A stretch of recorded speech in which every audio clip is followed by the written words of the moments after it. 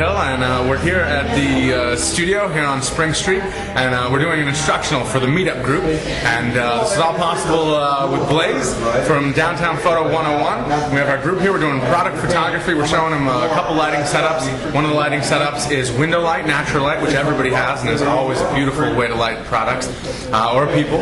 And then also we have our strobe, which helping me also is Alexandra Hoffman, a fellow Brooks graduate, has her master's degree and has worked for many big companies shooting product.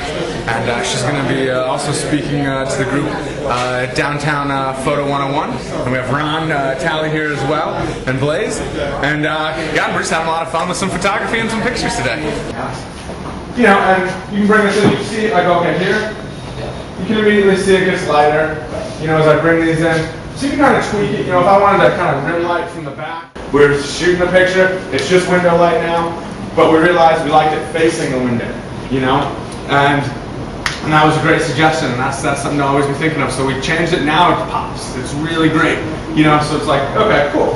Oh yeah, so I'm sorry, you had a question. So you mentioned the natural light, the white ceiling. Does that have anything to do with it? Oh yeah, that helps. Definitely. And that's why we were lucky before. You know, photographers lived here before they painted the ceiling white, so that it would be more reflective. So I mean, if you have a really dark ceiling in your house and you're doing something like this with just natural light, if you can, you know, maybe a white sheet or something, or anything that's going to reflect light. Because anything with white, also, you'll notice with something like this, if I get too close to this, what color is the side of the bottom? It's orange now. So if I send this image to my client, they're like, our bottle isn't orange, what is this? You know, literally often when I'm shooting a reflective thing like this, I'll put on a white shirt and I'll make sure I'm getting down so my jeans aren't getting there. I even have white pants that sometimes I will wear. I'll come out in all white, you know? And when you get close to it, you add bounce. So you have to be aware of that too. But exactly, you don't want some odd weird color coming in. So you call that the Don Johnson shot? Yeah. What do you think? How's it going? It's going great. We got a great group of people here, and they brought a bunch of different products. So it's going to be definitely interesting. So again, with the response and the activities, what do you think about this?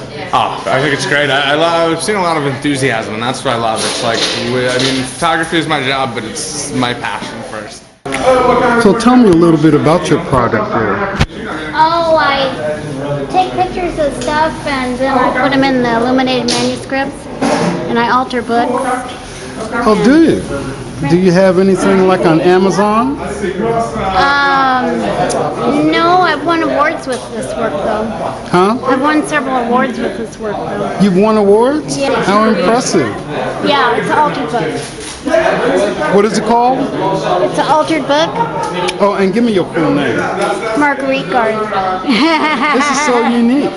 Yeah, The book it's weird. itself looks ancient. Yeah, well, it's an old Bible. I buy them on eBay, and then I destroy them, which is very sacrilegious. And I just take pictures of stuff that ticks me off, and I put it in the manuscript. And you put it in the manuscript? Yeah. And the name of it again is? It's called American Illuminations. And the theme behind it is what's inside of it? Well, it's sort of vibration? It started out. I used to have arguments with my neighbor. She was an evangelical Christian, and I started thinking about how beautiful religion is and the imagery and all that stuff they use. And you know, I wanted to use it to express things that bother me. So it releases you and it's beautiful and it's artistic. Yeah. I don't think I've ever seen anything like this. Yeah, a lot of times the judges either love it or they don't. I like it shot better this way, and then this way, and then in Photoshop. And so what do you want to do with the product shoot, the finished product? She just said she wants to get something. I thought I'd get an expert so she could express it. Maybe you could help her. She wants to get a certain tone. That looks better. Okay, hold on. Something. You're right. That makes a big difference, though. Do you see that? Yep. Oh, that looks nice. Right there. Oh, I get in your hands. So that looks like what you want. So we see what you need as an assistant. A super assistant. Because the light is hitting here, but it's not hitting here, so it's making that part go dark. Oh. Can we move it a little? Yeah. See right there. See that? Oh, yeah. I see that. Oh, those things are great. See, you always have to ask for an expert. If you want an expert opinion, get an expert. With a smile. So now what we're going to do is we are going to transition to the strobe. And Alex here will kind of walk you through what this is. I'll take this off so you guys can see.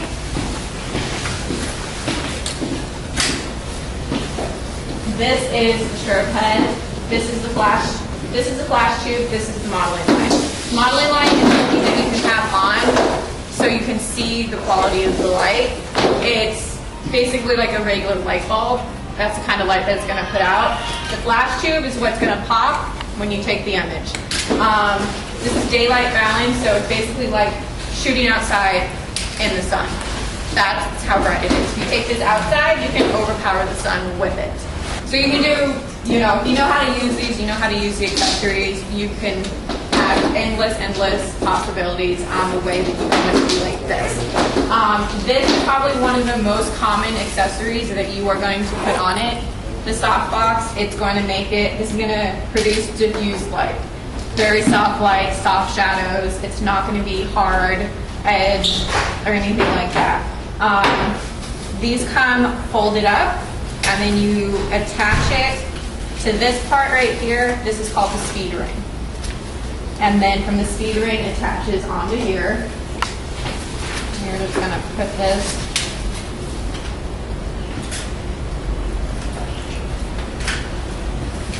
on there. And I guess we'll just kind of. Does anyone have anything that they want to use as their example product for this? Oh, Alex, we have The helmet. Here. These ones out here all. Here? Yeah. Okay. Most strobes are set up the same way. This is a monoblock. So it means that the unit is self-contained and has all the controls on here. Other units are pack units, where you have a big battery pack and then the light plugs into it. This is a monoblock. These are the most universal because you can add them to any other lighting kit you have. And this is, and then you can mix and match. If I were to have 5 different brands of monoblocks, you could mix and match them. If you have a pack system, you have to have that specific brand and that specific pack system head. So it's less versatile. Pack systems are great and I use them, but I often find monoblocks are the perfect thing for the job. Okay. So the controls up here, this top one is going to control the strength of the actual flash.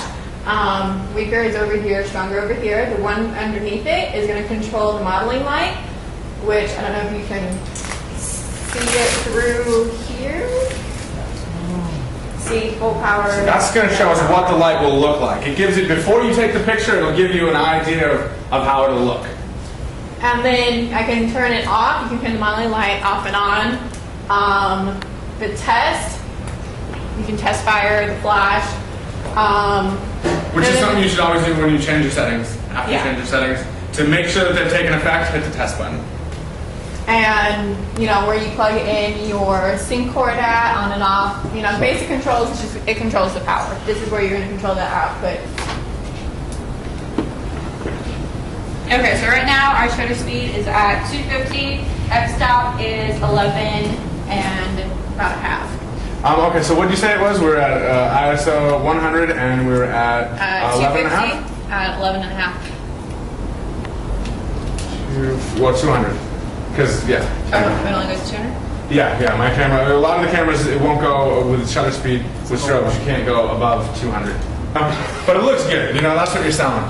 So, okay, so let's plug in this here. Question. Oh, yeah. I noticed when you first did the metering, the back was already set up with certain steps, right? Usually I have it more towards like the full side. Right now, it's about a little under full power, but it just, you know, it just depends. And let's see. Okay, cool. Yeah, it's a pretty good. It's a pretty cool shot as it is. Yeah, and thank you. I want to thank everyone for coming, and thank everyone for watching this. Get involved, grab your camera, and let's make some beautiful images.